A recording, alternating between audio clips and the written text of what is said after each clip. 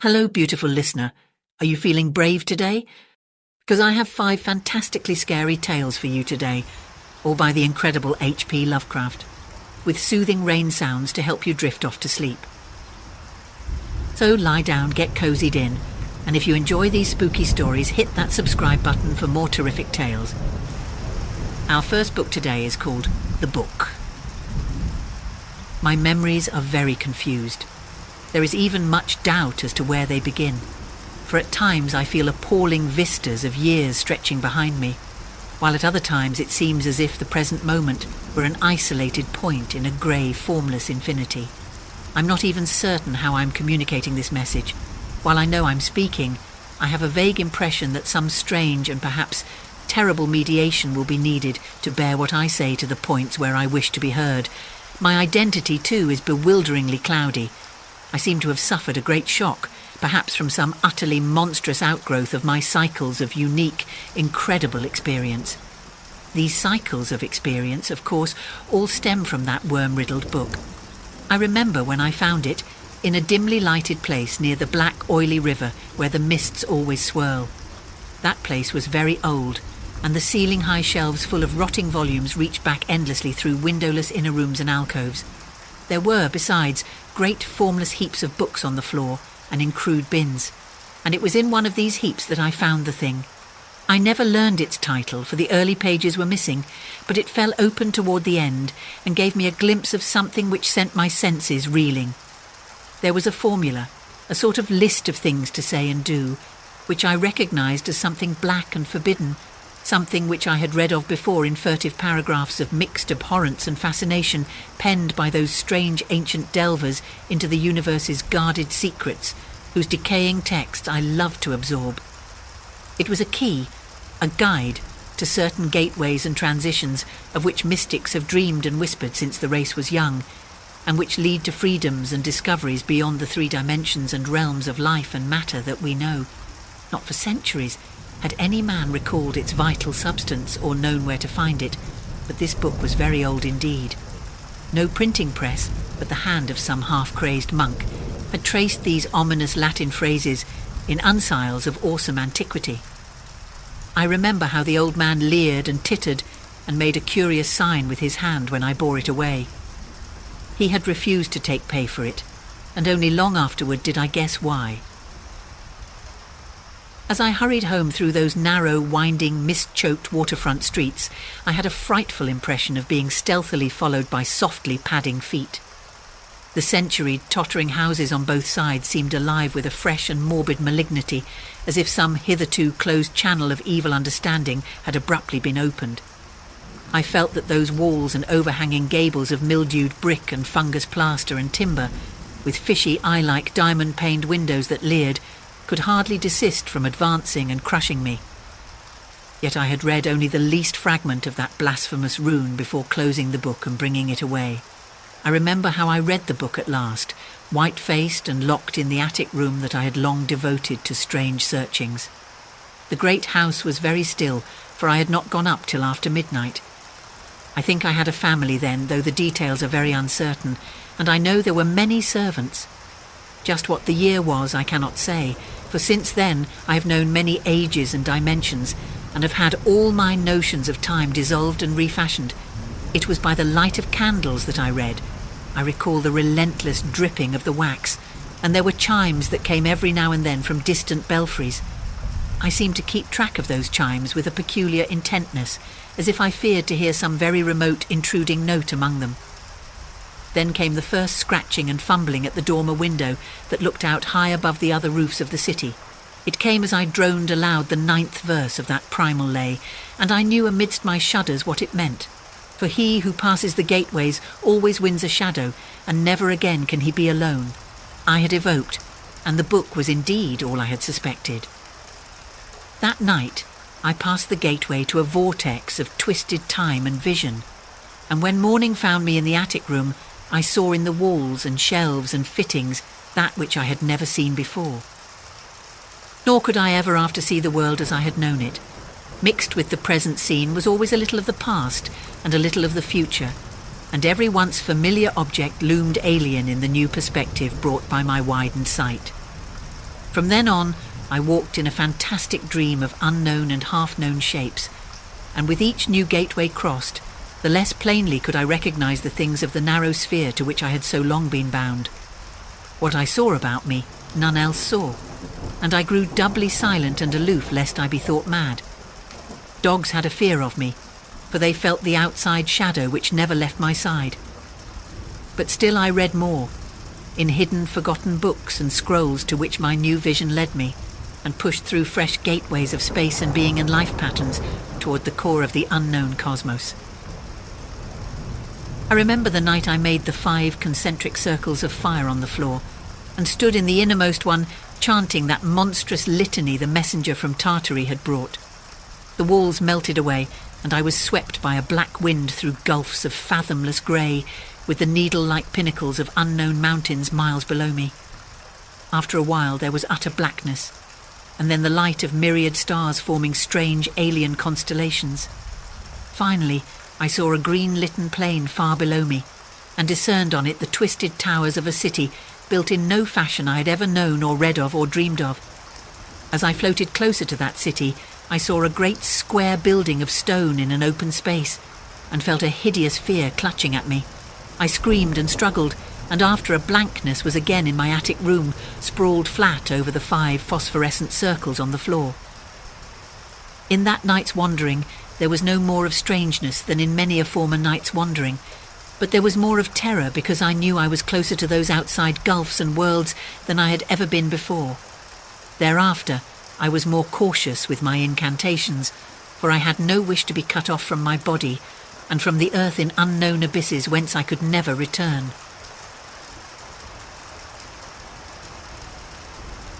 The Beast in the Cave. The horrible conclusion which had been gradually obtruding itself upon my confused and reluctant mind was now an awful certainty. I was lost, completely, hopelessly lost, in the vast and labyrinthine recesses of the Mammoth Cave. Turn as I might, in no direction could my straining vision seize on any object capable of serving as a guidepost to set me on the outward path. That nevermore should I behold the blessed light of day, or scan the pleasant hills and dales of the beautiful world outside, my reason could no longer entertain the slightest unbelief. Hope had departed. Yet, indoctrinated as I was by a life of philosophical study, I derived no small measure of satisfaction from my unimpassioned demeanour, for although I had frequently read of the wild frenzies into which were thrown the victims of similar situations, I experienced none of these, but stood quiet as soon as I clearly realised the loss of my bearings. Nor did the thought that I had probably wandered beyond the utmost limits of an ordinary search cause me to abandon my composure even for a moment. If I must die, I reflected, then was this terrible yet majestic cavern as welcome a sepulchre as that which any churchyard might afford, a conception which carried with it more of tranquillity than of despair. Starving would prove my ultimate fate. Of this I was certain. Some I knew had gone mad under circumstances such as these, but I felt that this end would not be mine. My disaster was the result of no fault save my own, since, unbeknown to the guide, I had separated myself from the regular party of sightseers, and wandering for over an hour in forbidden avenues of the cave, had found myself unable to retrace the devious windings which I had pursued since forsaking my companions. Already my torch had begun to expire. Soon I would be enveloped by the total and almost palpable blackness of the bowels of the earth. As I stood in the waning, unsteady light, I idly wondered over the exact circumstances of my coming end.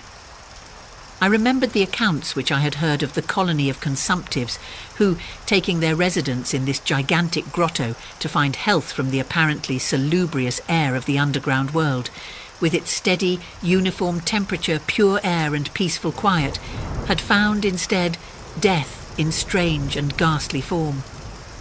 I had seen the sad remains of their ill-made cottages as I passed them by with the party, and had wondered what unnatural influence a long sojourn in this immense and silent cavern would exert upon one as healthy and as vigorous as I. Now, I grimly told myself, my opportunity for settling this point had arrived, provided that want of food should not bring me too speedy a departure from this life.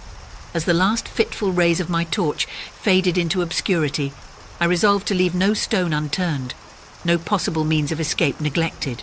So summoning all the powers possessed by my lungs, I set up a series of loud shoutings in the vain hope of attracting the attention of the guide by my clamour. Yet, as I called, I believed in my heart that my cries were to no purpose, and that my voice, magnified and reflected by the numberless ramparts of the black maze about me, fell upon no ears save my own. All at once, however, my attention was fixed with a start as I fancied that I heard the sound of soft approaching steps on the rocky floor of the cavern. Was my deliverance about to be accomplished so soon? Had then all my horrible apprehensions been for naught, and was the guide, having marked my unwarranted absence from the party, following my course and seeking me out in this limestone labyrinth? Whilst these joyful queries arose in my brain, I was on the point of renewing my cries, in order that my discovery might come the sooner, when in an instant my delight was turned to horror as I listened, for my ever-acute ear, now sharpened in even greater degree by the complete silence of the cave, bore to my benumbed understanding the unexpected and dreadful knowledge that these footfalls were not like those of any mortal man.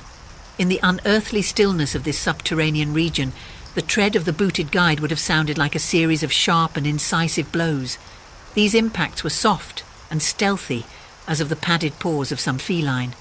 Besides, at times, when I listened carefully, I seemed to trace the falls of 4 instead of 2 feet. I was now convinced that I had by my cries aroused and attracted some wild beast, perhaps a mountain lion which had accidentally strayed within the cave. Perhaps, I considered, the Almighty had chosen for me a swifter and more merciful death than that of hunger. Yet the instinct of self-preservation, never wholly dormant, was stirred in my breast, and though escape from the oncoming peril might but spare me for a sterner and more lingering end, I determined nevertheless to part with my life at as high a price as I could command. Strange as it may seem, my mind conceived of no intent on the part of the visitor save that of hostility. Accordingly, I became very quiet, in the hope that the unknown beast would, in the absence of a guiding sound, lose its direction as had I, and thus pass me by. But this hope was not destined for realization, for the strange footfalls steadily advanced, the animal evidently having obtained my scent, which in an atmosphere so absolutely free from all distracting influences, as is that of the cave, could doubtless be followed at great distance. Seeing therefore that I must be armed for defence against an uncanny and unseen attack in the dark, I grouped about me the largest of the fragments of rock which were strewn upon all parts of the floor of the cavern in the vicinity, and grasping one in each hand for immediate use, awaited with resignation the inevitable result. Meanwhile, the hideous pattering of the paws drew near. Certainly, the conduct of the creature was exceedingly strange. Most of the time, the tread seemed to be that of a quadruped, walking with a singular lack of unison betwixt hind and 4 feet, yet at brief and infrequent intervals I fancied that but 2 feet were engaged in the process of locomotion. I wondered what species of animal was to confront me. It must, I thought, be some unfortunate beast who had paid for its curiosity to investigate one of the entrances of the fearful grotto, with a lifelong confinement in its interminable recesses. It doubtless obtained as food the eyeless fish, bats and rats of the cave, as well as some of the ordinary fish that are wafted in at every freshet of Green River, which communicates in some occult manner with the waters of the cave. I occupied my terrible vigil with grotesque conjectures of what alterations cave life might have wrought in the physical structure of the beast, remembering the awful appearances ascribed by local tradition to the consumptives who had died after long residence in the cavern. Then I remembered with a start that, even should I succeed in killing my antagonist, I should never behold its form, as my torch had long since been extinct, and I was entirely unprovided with matches. The tension on my brain now became frightful. My disordered fancy conjured up hideous and fearsome shapes from the sinister darkness that surrounded me and that actually seemed to press upon my body. Nearer, nearer, the dreadful footfalls approached. It seemed that I must give vent to a piercing scream, yet had I been sufficiently irresolute to attempt such a thing, my voice could scarce have responded. I was petrified, rooted to the spot. I doubted if my right arm would allow me to hurl its missile at the oncoming thing when the crucial moment should arrive. Now the steady pat, pat of the steps was close at hand, now very close. I could hear the laboured breathing of the animal, and terror-struck as I was, I realised that it must have come from a considerable distance and was correspondingly fatigued. Suddenly the spell broke. My right hand, guided by my ever-trustworthy sense of hearing, threw with full force the sharp-angled bit of limestone which it contained, toward that point in the darkness from which emanated the breathing and pattering, and, wonderful to relate, it nearly reached its goal, for I heard the thing jump, landing at a distance away where it seemed to pause. Having readjusted my aim, I discharged my second missile, this time most effectively, for with a flood of joy I listened as the creature fell in what sounded like a complete collapse, and evidently remained prone and unmoving. Almost overpowered by the great relief which rushed over me, I reeled back against the wall. The breathing continued in heavy, gasping inhalations and expirations, whence I realised that I had no more than wounded the creature. And now all desire to examine the thing ceased. At last, something allied to groundless, superstitious fear had entered my brain, and I did not approach the body, nor did I continue to cast stones at it in order to complete the extinction of its life. Instead, I ran at full speed in what was, as nearly as I could estimate in my frenzied condition, the direction from which I had come. Suddenly, I heard a sound, or rather a regular succession of sounds. In another instant, they had resolved themselves into a series of sharp metallic clicks. This time there was no doubt. It was the guide. And then I shouted, yelled, screamed, even shrieked with joy as I beheld in the vaulted arches above the faint and glimmering effulgence, which I knew to be the reflected light of an approaching torch. I ran to meet the flare, and before I could completely understand what had occurred, was lying upon the ground at the feet of the guide, embracing his boots and gibbering despite my boasted reserve, in a most meaningless and idiotic manner, pouring out my terrible story, and at the same time overwhelming my auditor with protestations of gratitude. At length I awoke to something like my normal consciousness. The guide had noted my absence upon the arrival of the party at the entrance of the cave, and had, from his own intuitive sense of direction, proceeded to make a thorough canvass of the by-passages just ahead of where he had last spoken to me, locating my whereabouts after a quest of about 4 hours. By the time he had related this to me, I, emboldened by his torch and his company, began to reflect upon the strange beast which I had wounded but a short distance back in the darkness, and suggested that we ascertain, by the rushlight's aid, what manner of creature was my victim. Accordingly, I retraced my steps, this time with a courage born of companionship, to the scene of my terrible experience. Soon we descried a white object upon the floor, an object whiter even than the gleaming limestone itself. Cautiously advancing, we gave vent to a simultaneous ejaculation of wonderment, for of all the unnatural monsters either of us had in our lifetimes beheld, this was in surpassing degree the strangest. It appeared to be an anthropoid ape of large proportions, escaped perhaps from some itinerant menagerie. Its hair was snow-white, a thing due no doubt to the bleaching action of a long existence within the inky confines of the cave, but it was also surprisingly thin, being indeed largely absent save on the head, where it was of such length and abundance that it fell over the shoulders in considerable profusion. The face was turned away from us, as the creature lay almost directly upon it. The inclination of the limbs was very singular, explaining, however, the alternation in their use which I had before noted, whereby the beast used sometimes all 4, and on other occasions but 2 for its progress. From the tips of the fingers or toes, long nail-like claws extended. The hands or feet were not prehensile, a fact that I ascribed to that long residence in the cave which, as I before mentioned, seemed evident from the all-pervading and almost unearthly whiteness so characteristic of the whole anatomy. No tail seemed to be present. The respiration had now grown very feeble, and the guide had drawn his pistol with the evident intent of dispatching the creature, when a sudden sound emitted by the latter caused the weapon to fall unused. The sound was of a nature difficult to describe. It was not like the normal note of any known species of simian, and I wondered if this unnatural quality were not the result of a long-continued and complete silence, broken by the sensations produced by the advent of the light. a thing which the beast could not have seen since its first entrance into the cave. The sound, which I might feebly attempt to classify as a kind of deep-toned chattering, was faintly continued. All at once a fleeting spasm of energy seemed to pass through the frame of the beast. The paws went through a convulsive motion and the limbs contracted.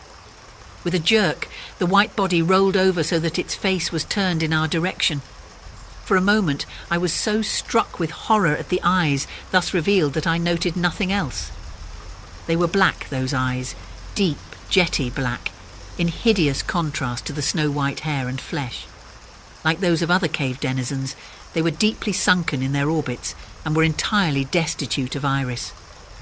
As I looked more closely, I saw that they were set in a face less prognathos than that of the average ape, and infinitely more hairy.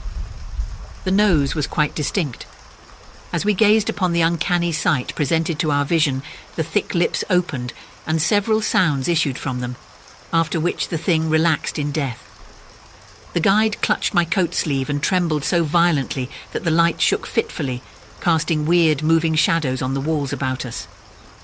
I made no motion, but stood rigidly still, my horrified eyes fixed upon the floor ahead. Then fear left, and wonder, awe, compassion, and reverence succeeded in its place. For the sounds uttered by the stricken figure that lay stretched out on the limestone had told us the awesome truth. The creature I had killed, the strange beast of the unfathomed cave, was, or had at one time been, a man.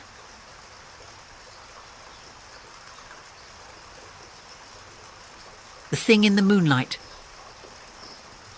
Morgan is not a literary man. In fact, he cannot speak English with any degree of coherency. That is what makes me wonder about the words he wrote, though others have laughed. He was alone the evening it happened. Suddenly, an unconquerable urge to write came over him, and taking pen in hand, he wrote the following. My name is Howard Phillips. I live at 66 College Street in Providence, Rhode Island. On November 24th, 1927, for I know not even what the year may be now, I fell asleep and dreamed, since when I have been unable to awaken. My dream began in a dank, reed-choked marsh that lay under a grey autumn sky, with a rugged cliff of lichen-crusted stone rising to the north. Impelled by some obscure quest, I ascended a rift or cleft in this beetling precipice, noting as I did so the black mouths of many fearsome burrows extending from both walls into the depths of the stony plateau. At several points the passage was roofed over by the choking of the upper parts of the narrow fissure, these places being exceeding dark and forbidding the perception of such burrows as may have existed there. In one such dark space, I felt conscious of a singular accession of fright, as if some subtle and bodiless emanation from the abyss were engulfing my spirit. But the blackness was too great for me to perceive the source of my alarm. At length I emerged upon a tableland of moss-grown rock and scanty soil, lit by a faint moonlight which had replaced the expiring orb of day. Casting my eyes about, I beheld no living object, but was sensible of a very peculiar stirring far below me, amongst the whispering rushes of the pestilential swamp I had lately quitted. After walking for some distance, I encountered the rusty tracks of a street railway and the worm-eaten poles which still held the limp and sagging trolley wire. Following this line, I soon came upon a yellow, vestibuled car numbered 1852, of a plain, double-trucked type common from 1900 to 1910. It was untenanted, but evidently ready to start, the trolley being on the wire and the air brake now and then throbbing beneath the floor. I boarded it and looked vainly about for the light switch, noting as I did so the absence of the controller handle, which thus implied the brief absence of the motorman. Then I sat down in one of the cross seats of the vehicle. Presently I heard a swishing in the sparse grass toward the left, and saw the dark forms of two men looming up in the moonlight. They had the regulation caps of a railway company, and I could not doubt but that they were conductor and motorman. Then one of them sniffed with singular sharpness and raised his face to howl to the moon. The other dropped on all fours to run toward the car. I leaped up at once and raced madly out of that car and across endless leagues of plateau till exhaustion forced me to stop, doing this not because the conductor had dropped on all fours, but because the face of the motorman was a mere white cone tapering to one blood-red tentacle. I was aware that I only dreamed, but the very awareness was not pleasant. Since that fearful night, I have prayed only for awakening. It has not come. Instead, I have found myself an inhabitant of this terrible dream world. That first night gave way to dawn, and I wandered aimlessly over the lonely swamplands. When night came, I still wandered, hoping for awakening. But suddenly I parted the weeds and saw before me the ancient railway car, and to one side a cone-faced thing lifted its head and in the streaming moonlight howled strangely. It has been the same each day. Night takes me always to that place of horror. I have tried not moving with the coming of nightfall, but I must walk in my slumber, for always I awaken with the thing of dread howling before me in the pale moonlight, and I turn and flee madly. God, when will I awaken? That is what Morgan wrote. I would go to 66 College Street in Providence, but I fear for what I might find there.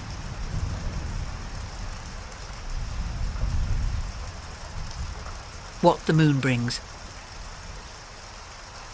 I hate the moon, I'm afraid of it, for when it shines on certain scenes familiar and loved it, sometimes makes them unfamiliar and hideous. It was in the spectral summer when the moon shone down on the old garden where I wandered, the spectral summer of narcotic flowers and humid seas of foliage that bring wild and many-coloured dreams. And as I walked by the shallow crystal stream, I saw unwanted ripples tipped with yellow light, as if those placid waters were drawn on in resistless currents to strange oceans that are not in the world.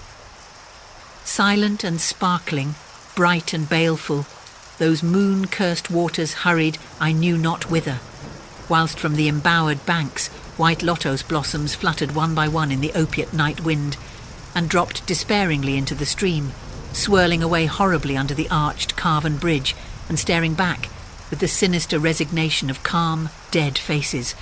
And as I ran along the shore, crushing sleeping flowers with heedless feet, and maddened ever by the fear of unknown things and the lure of the dead faces, I saw that the garden had no end under that moon, for where by day the walls were, there stretched now only new vistas of trees and paths, flowers and shrubs, stone idols and pagodas, and bendings of the yellow-litten stream past grassy banks and under grotesque bridges of marble. And the lips of the dead lotos faces whispered sadly, and bade me follow, nor did I cease my steps till the stream became a river, and joined amidst marshes of swaying reeds and beaches of gleaming sand the shore of a vast and nameless sea. Upon that sea the hateful moon shone, and over its unvocal waves weird perfumes brooded, and as I saw therein the lotos faces vanish, I longed for nets that I might capture them, and learn from them the secrets which the moon had brought upon the night. But when the moon went over to the west, and the still tide ebbed from the sullen shore, I saw in that light old spires that the waves almost uncovered, and white columns gay with festoons of green seaweed, and knowing that to this sunken place all the dead had come, I trembled and did not wish again to speak with the lotos faces. Yet when I saw afar out in the sea a black condor descend from the sky to seek rest on a vast reef, I would fain have questioned him, and asked him of those whom I had known when they were alive. This I would have asked him had he not been so far away, but he was very far, and could not be seen at all when he drew nigh that gigantic reef. So I watched the tide go out under that sinking moon, and saw gleaming the spires, the towers, and the roofs of that dead, dripping city. And as I watched, my nostrils tried to close against the perfume-conquering stench of the world's dead, for truly, in this unplaced and forgotten spot, had all the flesh of the churchyards gathered for puffy sea worms to gnaw and glut upon. Over those horrors the evil moon now hung very low, but the puffy worms of the sea need no moon to feed by. And as I watched the ripples that told of the writhing of worms beneath, I felt a new chill from afar out, whither the condor had flown, as if my flesh had caught a horror before my eyes had seen it, nor had my flesh trembled without cause, for when I raised my eyes, I saw that the waters had ebbed very low, showing much of the vast reef whose rim I had seen before. And when I saw that this reef was but the black basalt crown of a shocking icon, whose monstrous forehead now shone in the dim moonlight, and whose vile hooves must pour the hellish ooze miles below, I shrieked and shrieked, lest the hidden face rise above the waters, and lest the hidden eyes look at me after the slinking away of that leering and treacherous yellow moon. and to escape this relentless thing, I plunged gladly and unhesitatingly into the stinking shallows, where amidst weedy walls and sunken streets, fat sea worms feast upon the world's dead.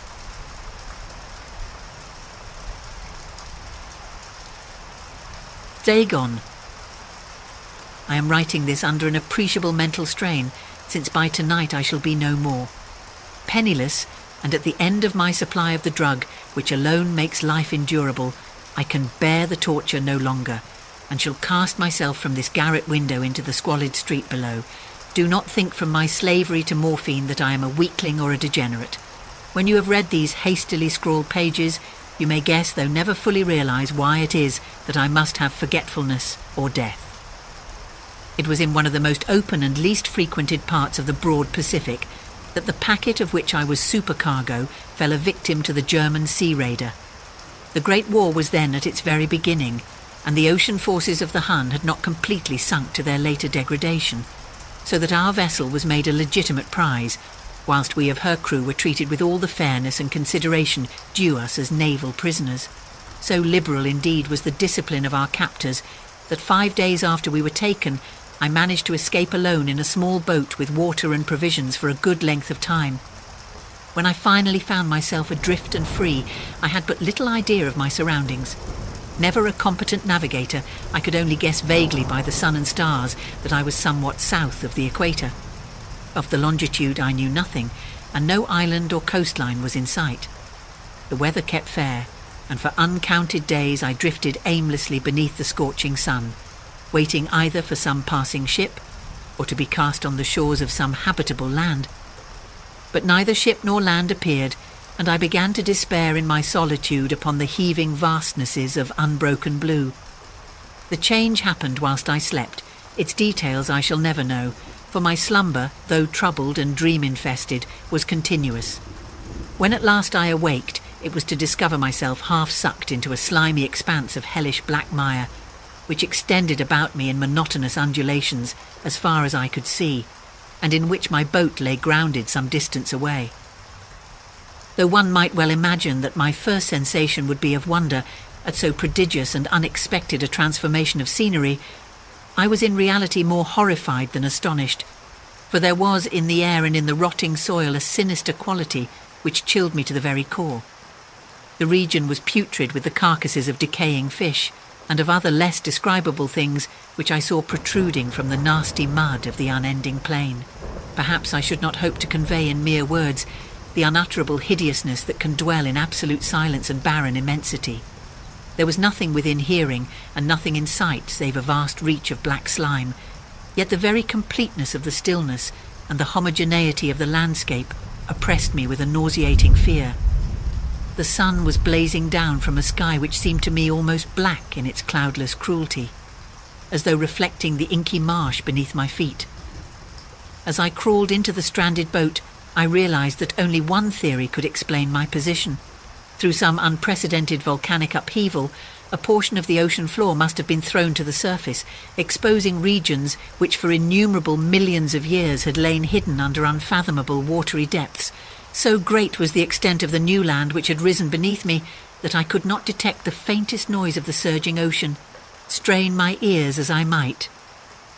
Nor were there any seafowl to prey upon the dead things. For several hours I sat thinking or brooding in the boat, which lay upon its side and afforded a slight shade as the sun moved across the heavens. As the day progressed, the ground lost some of its stickiness and seemed likely to dry sufficiently for travelling purposes in a short time. That night I slept but little, and the next day I made for myself a pack containing food and water, preparatory to an overland journey in search of the vanished sea and possible rescue. On the third morning I found the soil dry enough to walk upon with ease. The odour of the fish was maddening, but I was too much concerned with graver things to mind so slight an evil, and set out boldly for an unknown goal. All day I forged steadily westward, guided by a faraway hummock which rose higher than any other elevation on the rolling desert. That night I encamped, and on the following day still travelled toward the hummock, though that object seemed scarcely nearer than when I had first espied it. By the fourth evening, I attained the base of the mound, which turned out to be much higher than it had appeared from a distance. an intervening valley setting it out in sharper relief from the general surface. Too weary to ascend, I slept in the shadow of the hill. I know not why my dreams were so wild that night, but ere the waning and fantastically gibbous moon had risen far above the eastern plain, I was awake in a cold perspiration, determined to sleep no more. Such visions as I had experienced were too much for me to endure again, and in the glow of the moon I saw how unwise I had been to travel by day. Without the glare of the parching sun, my journey would have cost me less energy. Indeed, I now felt quite able to perform the ascent which had deterred me at sunset. Picking up my pack, I started for the crest of the eminence. I have said that the unbroken monotony of the rolling plain was a source of vague horror to me, but I think my horror was greater when I gained the summit of the mound and looked down the other side into an immeasurable pit or canyon, whose black recesses the moon had not yet soared high enough to illumine. I felt myself on the edge of the world, peering over the rim into a fathomless chaos of eternal night. Through my terror ran curious reminiscences of Paradise Lost and of Satan's hideous climb through the unfashioned realms of darkness. As the moon climbed higher in the sky, I began to see that the slopes of the valley were not quite so perpendicular as I had imagined. Ledges and outcroppings of rock afforded fairly easy footholds for a descent, whilst after a drop of a few 100 feet, the declivity became very gradual. Urged on by an impulse which I cannot definitely analyse, I scrambled with difficulty down the rocks and stood on the gentler slope beneath, gazing into the Stygian deeps where no light had yet penetrated. All at once my attention was captured by a vast and singular object on the opposite slope, which rose steeply about 100 yards ahead of me, an object that gleamed whitely in the newly bestowed rays of the ascending moon. That it was merely a gigantic piece of stone, I soon assured myself, but I was conscious of a distinct impression that its contour and position were not altogether the work of nature. A closer scrutiny filled me with sensations I cannot express, for despite its enormous magnitude and its position in an abyss which had yawned at the bottom of the sea since the world was young, I perceived beyond a doubt that the strange object was a well-shaped monolith, whose massive bulk had known the workmanship and perhaps the worship of living and thinking creatures. Dazed and frightened, yet not without a certain thrill of the scientist's or archaeologist's delight, I examined my surroundings more closely. The moon, now near the zenith, shone weirdly and vividly above the towering steeps that hemmed in the chasm, and revealed the fact that a far-flung body of water flowed at the bottom, winding out of sight in both directions and almost lapping my feet as I stood on the slope. Across the chasm, the wavelets washed the base of the Cyclopean monolith, on whose surface I could now trace both inscriptions and crude sculptures. The writing was in a system of hieroglyphics unknown to me, and unlike anything I had ever seen in books, consisting for the most part of conventionalized aquatic symbols such as fishes, eels, octopi, crustaceans, mollusks, whales and the like. Several characters obviously represented marine things which are unknown to the modern world, but whose decomposing forms I had observed on the ocean-risen plain. It was the pictorial carving, however, that did most to hold me spellbound. Plainly visible across the intervening water on account of their enormous size were an array of bas-reliefs whose subjects would have excited the envy of a Doré. I think that these things were supposed to depict men, at least a certain sort of men, though the creatures were shown disporting like fishes in the waters of some marine grotto, or paying homage at some monolithic shrine which appeared to be under the waves as well. Of their faces and forms I dare not speak in detail, for the mere remembrance makes me grow faint. Grotesque beyond the imagination of a Poe or a Bulwer, they were damnably human in general outline despite webbed hands and feet, shockingly wide and flabby lips, glassy bulging eyes, and other features less pleasant to recall. Curiously enough, they seemed to have been chiselled badly out of proportion with their scenic background, for one of the creatures was shown in the act of killing a whale represented as but little larger than himself. I remarked, as I say, their grotesqueness and strange size, but in a moment decided that they were merely the imaginary gods of some primitive fishing or seafaring tribe, some tribe whose last descendant had perished eras before the first ancestor of the Piltdown or Neanderthal man was born. Awestruck at this unexpected glimpse into a past beyond the conception of the most daring anthropologist, I stood musing whilst the moon cast queer reflections on the silent channel before me. Then suddenly I saw it. With only a slight churning to mark its rise to the surface, the thing slid into view above the dark waters. Vast, Polyphemus-like and loathsome, it darted like a stupendous monster of nightmares to the monolith, about which it flung its gigantic scaly arms, the while it bowed its hideous head and gave vent to certain measured sounds. I think I went mad then. Of my frantic ascent of the slope and cliff, and of my delirious journey back to the stranded boat, I remember little. I believe I sang a great deal and laughed oddly when I was unable to sing. I have indistinct recollections of a great storm some time after I reached the boat. At any rate, I know that I heard peals of thunder and other tones which nature utters only in her wildest moods. When I came out of the shadows, I was in a San Francisco hospital, brought thither by the captain of the American ship which had picked up my boat in mid-ocean. In my delirium I had said much, but found that my words had been given scant attention. Of any land upheaval in the Pacific my rescuers knew nothing, nor did I deem it necessary to insist upon a thing which I knew they could not believe. Once I sought out a celebrated ethnologist and amused him with peculiar questions regarding the ancient Philistine legend of Dagon, the fish god. But soon perceiving that he was hopelessly conventional, I did not press my inquiries. It is at night, especially when the moon is gibbous and waning, that I see the thing. I tried morphine, but the drug has given only transient surcease and has drawn me into its clutches as a hopeless slave. So now I am to end it all, having written a full account for the information or the contemptuous amusement of my fellow men. Often I ask myself if it could not all have been a pure phantasm, a mere freak of fever, as I lay sun-stricken and raving in the open boat after my escape from the German man-of-war. This I ask myself, but ever does there come before me a hideously vivid vision in reply. I cannot think of the deep sea without shuddering at the nameless things that may at this very moment be crawling and floundering on its slimy bed, worshipping their ancient stone idols and carving their own detestable likenesses on submarine obelisks of water-soaked granite. I dream of a day when they may rise above the billows to drag down in their reeking talons the remnants of puny, war-exhausted mankind, of a day when the land shall sink and the dark ocean floor shall ascend amidst universal pandemonium. The end is near. I hear a noise at the door as of some immense slippery body lumbering against it. It shall not find me. God, that hand! The window! The window!